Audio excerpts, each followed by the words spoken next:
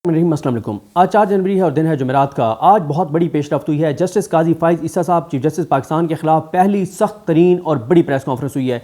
गो कि वो press conference TV channels पर नहीं चली और वजह उसकी ये है कि पहले जब उमर अता बंदयाल साहब चीफ जस्टिस पाकिस्तान थे तो उमर अता बंदयाल साहब के खिलाफ प्रेस कॉन्फ्रेंस चलती थी, तमाम टीवी चैनल्स पर चलवाई जाती थी। लेकिन काजी फ़ाइज़ ईसा साहब क्योंकि इस वक्त पूरे सिस्टम का हिस्सा है शायद, और इसलिए काजी फ़ाइज़ ईसा साहब के खिलाफ प्रेस कॉन्फ्रेंस टीवी पे नहीं चलती बल्कि उनके हक़ में खबरें चलवाई जाती हैं काजी फ़ाइज़ ईसा साहब के। लेकिन ये बहुत सख्त प्रेस कॉन्फ्रेंस थी और मुझे एक बहुत बड़ा आगे बहरान नज़र आ रहा है, मुझे आगे बहुत बड़ी लड़ाई नज़र आ रही है। और इस पर भी बात करते हैं कि शेर अफजल मरवत साहब ने क्यों अब ये जो एक शुरू हो गया कि शेर अफजल मरवत साहब कुछ और कह रहे हैं, बैरिस्टर गौहर साहब कुछ और कह रहे हैं, दोनों में से ठीक कौन कह रहा है और पीटीआई के अंदर क्या चल रहा है, ये चीज़ें मैं आपके सामने रखता हूँ। मामला यह है कि आज शेर अफजल मरवत साहब आज अडयाला जेल में इमरान खान साहब से मिले और उन्होंने अडयाला से निकलते ही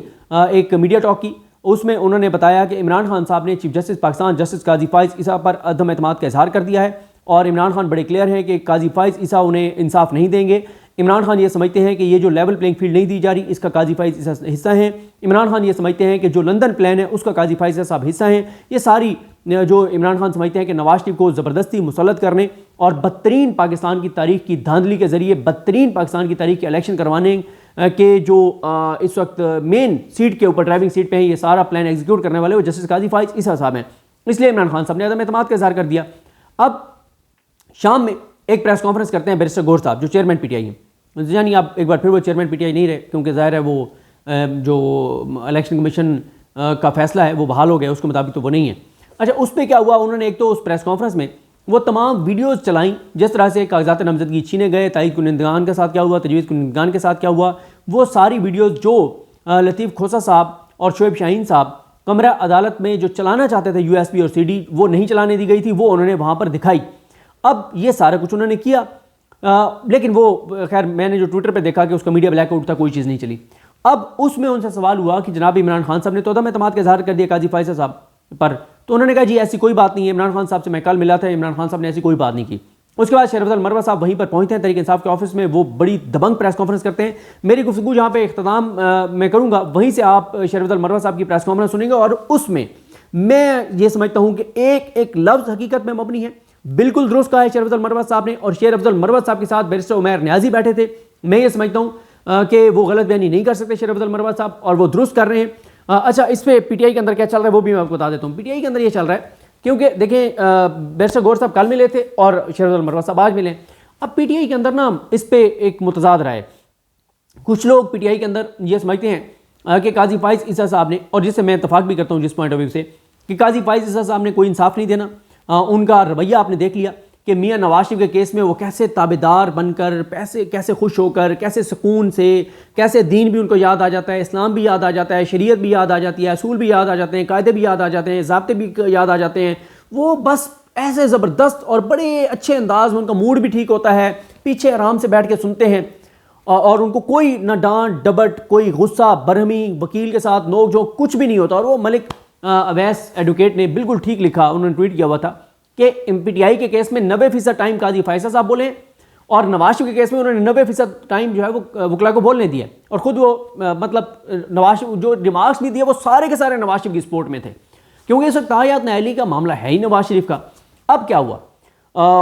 तो अच्छा ये कुछ लोग समझते हैं कि भाई हमें एग्रेसिव होना चाहिए, खुल के बात करनी चाहिए, काजी फ़ाइज़ साहब को एक्सपोज करना चाहिए, इनके चेहरे पर जो एक नकाब पड़ा हुआ है इस नकाब को उतारना चाहिए, इनका असल चेहरा दिखाना चाहिए। और कौम तो पहले देख चुके हैं इनका असल चेहरा कि वो नवाज शरीफ के कई घंटों पे केस सुन रहे हैं, और पीटीआई की जो कंटेम्प्ट है वो पिछले जुमेरात को लगनी थी, सुप्रीम कोर्ट छुट्टियों पे भेज दी गई है, चली गई सरदार तारिक मसूद साहब। जुमे को भी सुप्रीम कोर्ट बंद, हफ्ते को भी सुप्रीम कोर्ट बंद, इतवार को भी सुप्रीम कोर्ट बंद, सोमवार को भी केस नहीं लगाया, और फिर उसके बाद उन्होंने जो है मंगल को नवाज शरीफ का लगा हुआ था, बुध को फिर उन्होंने केस पीटीआई को सुना और वो फिर 8 जनवरी तक उन्होंने मुलतवी कर दिया। तो अब भी पीटीआई के अंदर लोग ये समझते हैं कि बल्ले का निशान काजी फ़ाइज़ ईसा हर सूरत में लेंगे, और काजी फ़ाइज़ ईसा साहब के रिमार्क्स को बुनियाद बनाकर ही वहाँ पे बल्ले का निशान दोबारा वापस छीना गया है पेशावर हाई कोर्ट से कल। तो पीटीआई के अंदर मोस्टली लोग ये समझते हैं, कुछ नहीं मोस्टली ये लोग ये मतलब ये तो पीटीआई के अंदर 99% लोग ये समझते हैं कि काजी फ़ाइज़ ईसा साहब से हमें इंसाफ नहीं मिलना, और पीटीआई के अंदर 99% लोग ये समझते हैं कि नवाज शरीफ को वज़ीर-ए-आज़म के ओहदे पर मुसल्लत करने के मेन किरदार जो है वो काजी फ़ाइज़ साहब है। ये पीटीआई के लोग समझते हैं 99%। लेकिन इख्तलाफ कहाँ पे आ जाता है पीटीआई की हिकमत अमली में? कुछ ये कहते हैं कि हमें इनको एक्सपोज करना चाहिए और एग्रेसिवली जाके और सही इनको जो है ना वो एक्सपोज करना चाहिए और सख्त इनके खिलाफ प्रेस कॉन्फ्रेंस और वो करनी चाहिए। कुछ ये कहते हैं कि नहीं ऐसा मत करें। जो कहते हैं कि ना करें, उनका मौक़िफ़ ये है कि भाई वो चीफ जस्टिस पाकिस्तान है और पाकिस्तान का करप्ट तरीन बदतरीन निज़ाम ये है कि चीफ जस्टिस पाकिस्तान से ऊपर कुछ भी नहीं है। यानी काजी साहब जो फैसला कर देंगे वही फैसला है, ऊपर बस फिर आप अल्लाह की ज़ात का इंतज़ार करें कि वहाँ पे कोई पेश होगा तो वहाँ पे उसको कोई और मुख्तलिफ उसके साथ कोई इंसाफ हो जाए। लेकिन सबसे बड़ा होता काजी फाइज़ साहब का है और नज़र आ रहा है कि काजी फाइज़ ईसा साहब जो है वो क्या कर रहे हैं। तो वो जो कुछ लोग हैं उनका ये ख्याल है कि जनाब थोड़ा सा जो है वो मुहतात होकर चलें, मिन्नत तरले से चलें, रिक्वेस्ट करें और इनसे ही जो है वो इंसाफ लेने की कोशिश करें। लेकिन यानी इस पे 99% क्लियर है कि ये हिस्सा है काजी फाइज़ साहब इस सारे प्लान का। लेकिन यहाँ पे तजाद है, कुछ कहते हैं कि खुल के एक्सपोज करें, एग्रेसिव इनके ऊपर आएँ, कुछ कहते हैं कि ऐसे ना करें, रिक्वेस्ट करें, मिन्नत तरला करें, जितना कोई रिलीफ आप रिलीफ तो नहीं इंसाफ ले सकते हैं उनसे ले लें, वरना तो आप काम ख़राब हो जाएगा। तो ये पीटीआई के अंदर असल में सूरत हाल चल रही है। यानी दिल सब के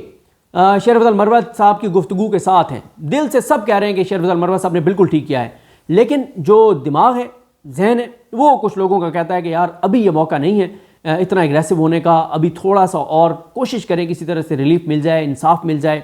और किसी तरह से काजी साहब को आप मजबूर कर दें। जैसे आप उसने देखे ना कि सही कहा लतीफ़ खोसा साहब ने, क्या आप उनको पेज 12 नहीं पढ़ने दे रहे थे, वो लेटर नहीं पढ़ने, 7 बार लतीफ़ खोसा ने कहा, 8वीं बार उसने चुप करके शुरू कर दिया, शुक्र है पढ़ दिया उसने, फिर उनको फिर भागने की जगह नहीं मिली। तो मैं ये समझता हूँ कि एक बड़ा बहरान खड़ा हो सकता है अगर पीटीआई के वकला को काजी फाइज़ साहब तलब कर लेते हैं, उनके ऊपर कंटेम्प्ट लगा देते हैं, ये लड़ाई बहुत आगे चली जाएगी, पाकिस्तान में एक नया बहरान खड़ा हो जाएगा, चीज़ें बहुत ख़राबी की तरफ चली जाएंगी और इलेक्शन भी मामलात गड़बड़ हो जाएंगे। तो बहरहाल खान साहब ने ये नहीं हो सकता कि ना कहा हो, इमरान खान ने बिल्कुल कहा होगा कि अदम एतमाद है, लेकिन फिर भी पीटीआई के कुछ लोग ये समझते हैं कि अगर खान साहब ने कहा भी है कि अदम एतमाद है, तब भी हमें हिकमत के साथ चलना चाहिए। पहले अब ज़ाहिर है chief justice Islamabad high court के ऊपर अदम एतमाद इमरान खान कर चुके हैं और वो हर फैसला तहरीक इंसाफ के खिलाफ कर रहे हैं, अब ऊपर सुप्रीम कोर्ट भी हर फैसला खिलाफ करी होगी काजी फाइज़ साहब। देखें काजी फाइज़ साहब क्या करते हैं, वो खुद या पीटीआई के खिलाफ फैसले कर रहे हैं या वो सरदार तारिक मसूद साहब से करवा रहे हैं। सरदार तारिक मसूद साहब ने वो किया ना कि पेशावर हाई कोर्ट ने कैसे कहा कि एक के बाद दूसरे, दूसरे के बाद तीसरे, चौथे, पाँचवें, छठे, सातवें, आठवें, 10वें केस में गिरफ्तार नहीं करना, करो जितने मर्जी केसों में गिरफ्तार करना है, बाकी भी केसेस में देख लें। काजी फाइज़ साहब कहते हैं कौन इमरान रियाज, काजी फाइज़ साहब कहते हैं कि बिल्कुल ओके है, सब अच्छा है, और ये आरोज हीरे जो हैं सिकंदर सुल्तान राजा के, ये तो सस्पेंड हो गए थे, ये तो सारे काजी फाइज़ साहब ने बहाल किए हैं। तो ये जनाब है सूरत हाल। अब आप आगे ज़रा शेर अफजल मरवत साहब की प्रेस कॉन्फ्रेंस खुद सुने, और उन्होंने बड़ी दबंग बहुत खौफनाक प्रेस कॉन्फ्रेंस की है और एक एक लफ्ज़ उनका सच पे मबनी था और उन्होंने बिल्कुल दुरुस्त ये बातें की हैं और मैं उनकी इस हिकमत अमली को सपोर्ट करता हूँ। इंसाफ नहीं मिलना तहरीक इंसाफ को सुप्रीम कोर्ट से किसी सूरत काजी फाइज़ साहब से, मुझे नहीं लगता, और जब इंसाफ मिलना ही नहीं है तो फिर आप इंसाफ की तवक्को क्यों रखते हैं, क्यों अपने आप को हर्ट करते हैं बार बार कि हाँ हमें इंसाफ मिलेगा, हमें इंसाफ मिलेगा, हमें इंसाफ मिलेगा। तो ये अब आप सुने शेर अफजल मरवत साहब की प्रेस कॉन्फ्रेंस, मुझे अपनी दुआ में याद रखें। अल्लाह हाफ़िज़।